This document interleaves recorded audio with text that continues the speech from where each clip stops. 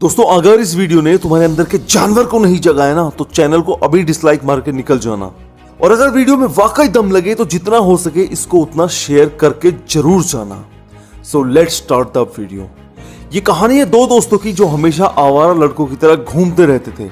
एक के पिता मिस्त्री थे जो घर बनाते थे और दूसरे के पिता एक आम मजदूर। पड़ोस के लोग उनको देखकर बस एक ही बात बोलते थे कि ये दोनों खुद तो बेकार हैं ही, हमारे बच्चों को भी बेकार कर देंगे। इसलिए कोई भी पेरेंट्स अपने बच्चों को उनके साथ खेलने नहीं देता था। दोनों 12वीं में 3 बार फेल हुए, लेकिन चौथी बार में उन्होंने 12वीं कर ही ली। अब उनके मम्मी पापा ने भी उनसे बोल दिया कि अब हम तुम्हारा खर्चा नहीं उठा सकते, अब तुम कोई भी काम धंधा करो। बट दोनों बिल्कुल निठल्ले थे, कहीं पर भी काम करने जाते तो 1 महीने से ज्यादा नहीं टिक पाते थे। एक दिन उन्होंने आपस में बात की और सोचा कि इन दोनों बच्चों को एक छोटा मोटा कोई काम खुलवा देते हैं जिससे ये दोनों अपने फ्यूचर के लिए कुछ ना कुछ तो कर ही लें। उन्होंने मोटरसाइकिल रिपेयर की एक शॉप खुलवाई और धीरे धीरे वो शॉप अच्छे से चलने लगी और महीने के आराम से 1 लाख रुपए के आसपास बचने लगे। ऐसे ही चलता रहा। बट ठीक 10 महीने के बाद उन दोनों के बीच में एक बात आ गई। उन दोनों के बीच में पहले बंदे के मन में लालच आ गया और वो दूसरे पर इल्जाम लगाने लगा कि तुम काम पर ध्यान नहीं देते हो। उसके मन में आया कि किसी भी तरीके से इस दूसरे बंदे को निकाल दूं और पूरे धंधे पर खुद ही पांव जमा कर बैठ जाऊं और दबाकर नोट छापूं। फिर एक दिन दोबारा से पहले वाले ने दूसरे बंदे से कहा कि तुम कुछ भी नहीं करते हो, सारा काम मुझे खुद ही करना पड़ता है।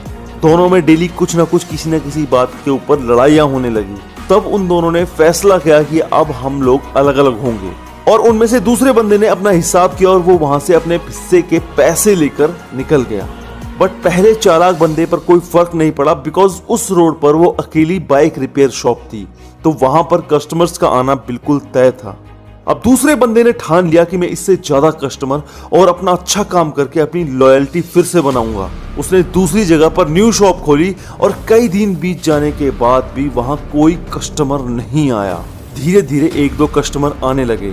उसने होप नहीं छोड़ी, बस बैठा रहा अपने काम पर। और इधर आज की यंग जनरेशन है जिसकी 2-4 दिन में ही हवा निकल जाती है।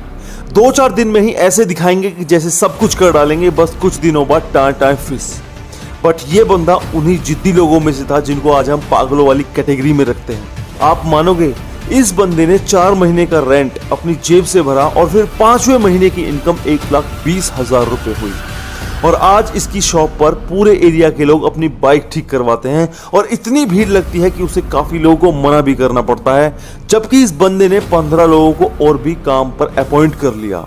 दोस्तों इस वीडियो के थ्रू मैं आपको सिर्फ एक छोटी सी बात समझाना चाहता हूँ कि कई बार सक्सेस जल्दी नहीं मिलती और हम परेशान हो जाते हैं, जबकि हमारा वही टाइम होता है असली मेहनत करने का, डटे रहने का और पेशेंस दिखाने का। कई बार हम अनसक्सेसफुल हो जाते हैं, लेकिन इसका यह मतलब नहीं कि हम अपने एम के लिए मेहनत करना छोड़ दें। दोस्तों एक बेहद ही कामयाब इंसान बनने के लिए अपने तरीके बदलो, अपने गोल्स को नहीं।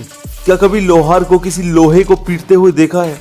जरूर देखा होगा, बट कभी उसे ठंडे लोहे पर हथौड़ा बजाते हुए देखा है? नहीं ना। वो जब तक इंतजार करता है तब तक लोहा गर्म होकर लाल ना हो जाए। वो भी कितना पेशेंस रखता है, और जैसे ही लोहा गर्म होकर लाल होकर निकलता है तभी वो उस पर चोट करता है। इसी तरीके से अपने अंदर पेशेंस रखना सीखो कि जो दिन आज तुम फालतू में बर्बाद कर रहे हो ना, उनका यूज करो। अगर आज से ही तुमने हार्डवर्क करना स्टार्ट नहीं किया ना, तो ये लाइन जरूर बोलोगे कि काश ये मैंने उस टाइम पर कर लिया होता तो आज मैं भी समय पर कामयाब होता।